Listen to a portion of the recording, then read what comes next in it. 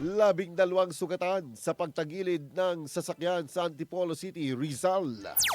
Isang Tamaraw Model 2000 ang nananakbo sa Marcos Highway mula sa Pinugay patungo Masinag direksyon.